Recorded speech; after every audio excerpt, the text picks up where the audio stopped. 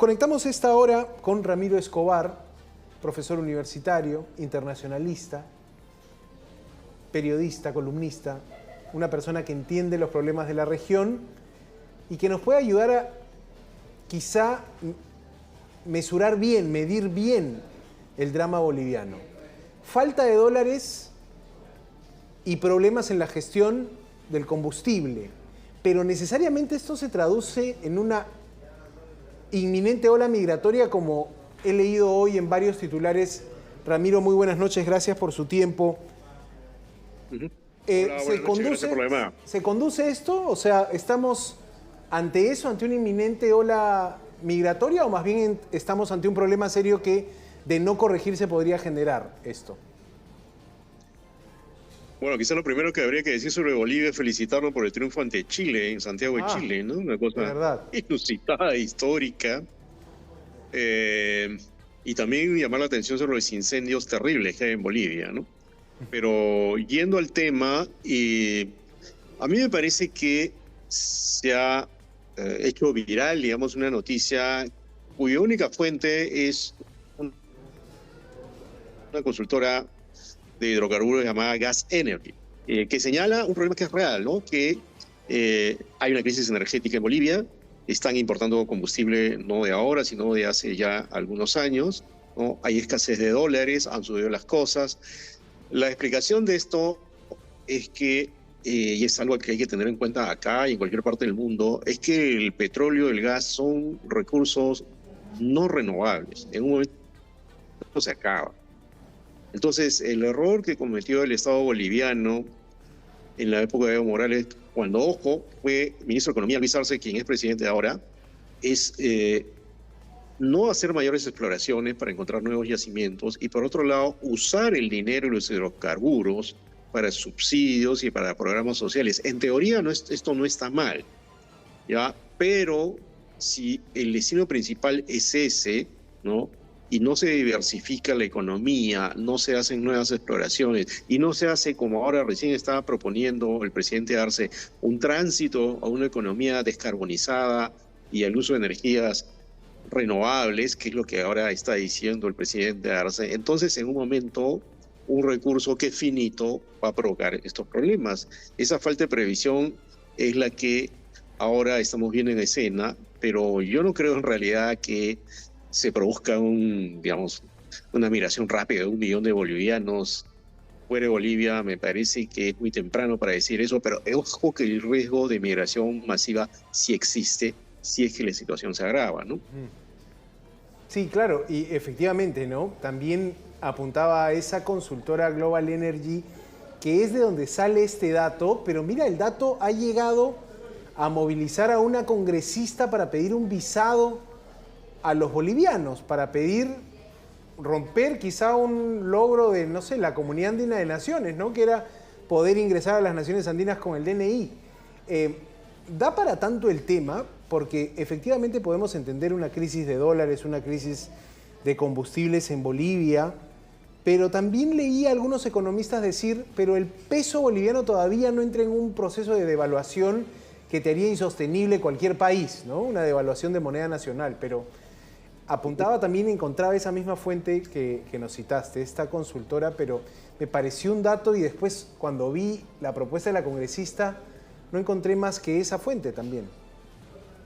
Claro, ese es el tema, ¿no? Cuando uno periodísticamente o desde el punto de vista de la ciencia política o de la actividad política, como parece ser el caso de esta congresista, se cuelga una sola fuente y porque esa fuente dice que 1 millón de bolivianos van a salir e inmediatamente ya se pide visa para los bolivianos, una medida que a mí me parecería absurda, ¿no? Porque para empezar habría que consultarlo con la Comunidad Andina de Naciones, ¿no? Nosotros, los miembros de la Comunidad Andina, podemos entrar a cualquier país simplemente con DNI, a cualquier país de la Comunidad Andina. Entonces, ir hasta rápidamente hasta ese extremo a mí me parece desproporcionado, ¿no? Hay que observar con calma qué va a pasar. Hay que estar atentos, sí, tomar medidas de previsión si la situación en Bolivia se agrava. Ya hay gente que pasa de Bolivia a Perú a comprar cosas, a comprar dólares incluso, pero, digamos, pedirles visa a los bolivianos. O sea, eso ya a mí me parece irse hasta casi la estratosfera del análisis político, ¿no? Eso no se haría. ¿Por qué no se haría entonces con otros países que también tienen problemas? Los colombianos, los ecuatorianos, los argentinos, por favor, ¿no? O sea, no podemos irnos a ese extremo.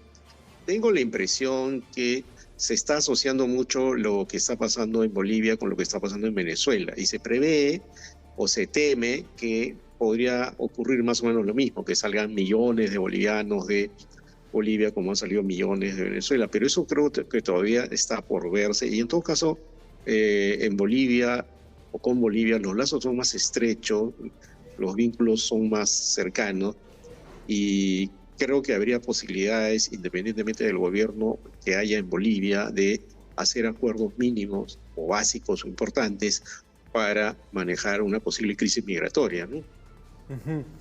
Sí, claro, incluso yendo al tema Venezuela, recordaba la última previsión del gobierno de Dina Boluarte que era, va a haber una nueva ola migratoria en Venezuela si es que Maduro se mantiene en el poder. Bueno, eso en la práctica no ha pasado. Lo que puede hablar también de una suerte, no sé yo, de paranoia de la política nacional con el tema migratorio, ¿no? La migración mueve a varios gobiernos en todo el mundo, define posiciones políticas, pero no sé cómo lo ves, porque son procesos que tardan años a veces, ¿no? La migración venezolana, ¿cuánto tiempo tardó después de lo que fue, no sé, la llegada del chavismo al poder? O sea, me parecen procesos mucho más complejos que una cosa de meses o días, ¿no? Claro. Mira, en realidad la historia del mundo es la historia de las migraciones, ¿no? Cualquiera de nosotros, si revisa su árbol genealógico, sus ancestros, va a encontrar que alguien vino de algún lado. Lo que pasa es que hay momentos en la historia en los cuales se producen crisis debido a crisis políticas, crisis sociales, crisis económicas. Eso es lo que ha pasado en Venezuela. Más de 6 millones han salido del país. No salieron en efecto de golpe, fue progresivo. Al comienzo, los venezolanos que venían acá venían en avión, ¿no? Luego empezaron a venir en buses y luego ya incluso hasta caminando. Además, el grueso de venezolanos que venían al Perú al comienzo eran de un estrato medio hasta medio alto, luego medio, luego los estratos más bajos, porque la crisis económica en Venezuela fue severísima. Curiosamente, en este momento, a pesar de la increíble crisis política que hay en Venezuela a raíz de esas elecciones, de ribetes escandalosos que han dado como ganador a Maduro sin prueba contundente alguna, se está en una situación económica algo mejor que la que había antes en Venezuela. Por ejemplo, en Venezuela el dólar se ha liberado medio informalmente, hay pequeños emprendimientos, hay más consumo. Entonces, hay gente que incluso ya había vuelto a Venezuela, claro, antes de que se produzca esta elección, porque sentía que podía hacer algo que antes no podía hacer en su país. Lo que pasa es que ahora con la crisis política y con esos arrebatos claramente tiránicos y autoritarios y dictatoriales de Nicolás Maduro, el temor no es solo económico, sino es un temor político, un temor social, que ya no puedas protestar, que no tengas aire de libertad para respirar. Y eso efectivamente podría incentivar una nueva ola migratoria, pero tengo la impresión que no sería tan masiva como la anterior, porque la ola migratoria venezolana anterior fue masiva porque la crisis económica era severa.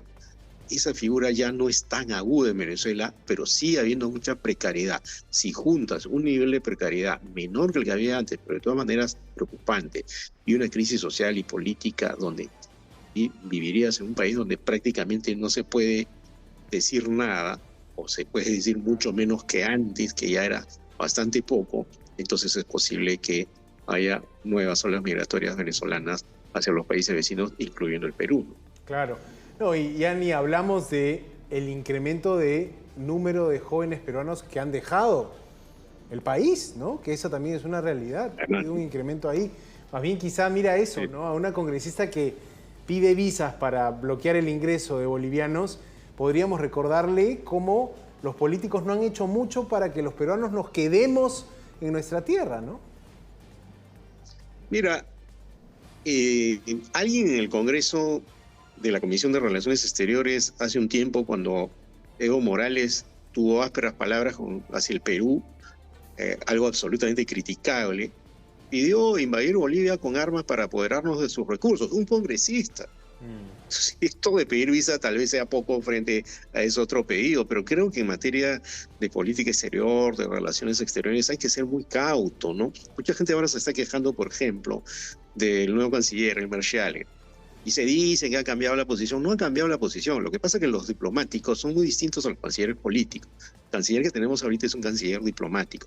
Los diplomáticos son cautelosos, buscan soluciones, buscan consensos, y un problema probable de emigración boliviana tiene que tratarse así, buscando acuerdos con el gobierno vecino a ver qué se puede hacer y no poniendo visa. Esa es una medida extrema que no tiene ningún rumbo, una medida apresurada en todo caso. Históricamente nunca ocurrió pedirle visa a los bolivianos. Por favor, ¿no? Sí, justo por eso también, Ramiro, queríamos consultarte, porque nos sonó una noticia que se empezó a viralizar, pero que pudo haber generado miedo, confusión en muchas personas, y estamos aterrizando en esta única fuente que habla de un futuro. Incluso hablaban del 2028 como un momento de desabastecimiento de combustibles en Bolivia. En todo caso, esa era la fecha en la que se proyectaba esta salida, ¿no? Pero aprovecho para preguntarte sí podría pasar algo así, ¿ah? Pero no sé si tan rápido, y no sé si al punto de expulsar 1 millón de migrantes venezolanos, bolivianos, perdón, al exterior, ¿no? Correcto. Aprovechaba para preguntarte también por el tema de la situación del líder opositor venezolano Edmundo González, ya asilado en España. ¿Se perdió ya esa batalla para que Maduro declare, o en todo caso reconozca una derrota? ¿Se perdió eso? ¿Ya se cierra un ciclo quizá con la salida de Edmundo González del territorio venezolano? No, en absoluto. Más bien creo que la salida de González de Venezuela implica que el gobierno de Maduro, ya ni siquiera diría chavista, sino madurista, ¿no? Ha tenido que hacer algún tipo de negociación con el gobierno español, se entiende, a pesar de que el gobierno español dice que han sido negociaciones operativas para ver que Edmundo González salga, pero aceptar, digamos, el desprestigio internacional que implica prácticamente forzar a que el candidato opositor que habría ganado las elecciones se vaya del país, es ya llegar a un nivel de dictadura de los años 70, ¿no? Es decir, votar prácticamente, no votar, no lo han votado, él ha querido irse, pero ha querido irse porque está en riesgo, ¿no? Ya es casi desnudarse ante la opinión pública mundial en cuanto al perfil autoritario del gobierno venezolano. Sin embargo, Edmundo González ya ha dado un mensaje estando en Madrid, y como es diplomático, nuevamente volviendo a lo que comentaba hace un rato sobre lo que es un diplomático de profesión y lo que es un político, Edmundo González no ha dado un mensaje áspero, ha dado un mensaje más bien llamando al diálogo, llamando casi a la reconciliación, algo que parece impensable en Venezuela. Pero ojo, faltan varios meses para que se produzca el cambio de mando en Caracas, en enero todavía. Entonces hay pan que rebanar, porque esta salida de González aumenta la presión sobre el gobierno venezolano desde afuera, y no va a hacer que los venezolanos que están adentro, ¿no?, dejen de protestar. De hecho, ya se han anunciado nuevas marchas. Si el gobierno de Maduro cree que con esto se acabó el problema, me parece que se está equivocando, y en el propio diario El País ha salido una versión de adentro del frente gobernante, en la cual se dice que hay algunos miembros del aparato estatal que saben y sienten que esta situación va a ser bien difícil de sostener.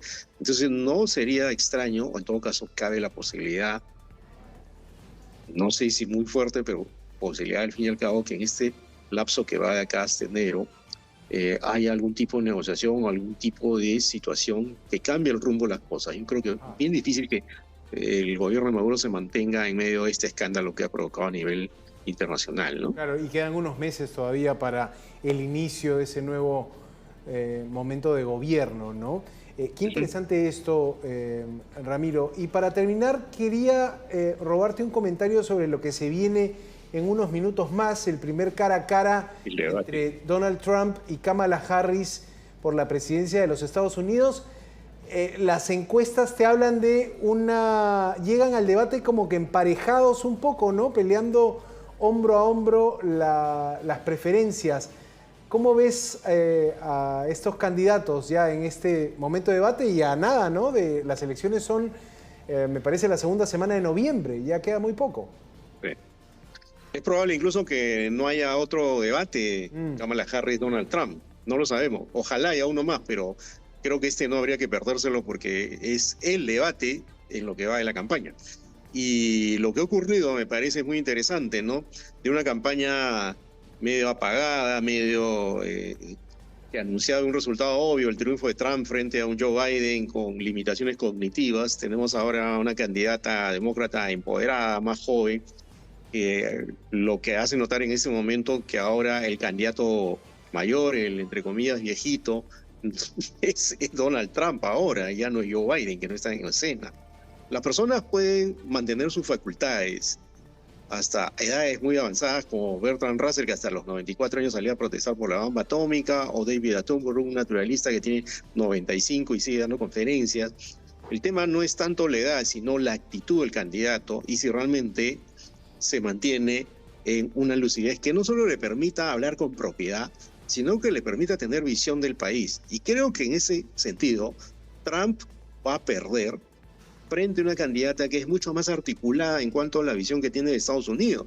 Lo que está haciendo Trump en estos días es portándose como un boxeador que va a una pelea de pesos pesados y casi buscando la boquilla de su contrincante, ¿no?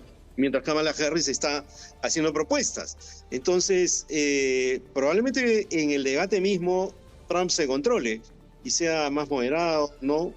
Pero me parece que Kamala Harris está con viento a favor, las encuestas lo señalan por un poco, estaría adelante por un poco, y si Trump insiste sus argumentos fatos como que los demócratas van a permitir el aborto en el 9º mes, una cosa absolutamente falsa y absurda, y si insiste en insultar y decir que Kamala Harris es el socialismo en Estados Unidos, algo que algunos partidarios de Trump se creen, pero que obviamente no es cierto.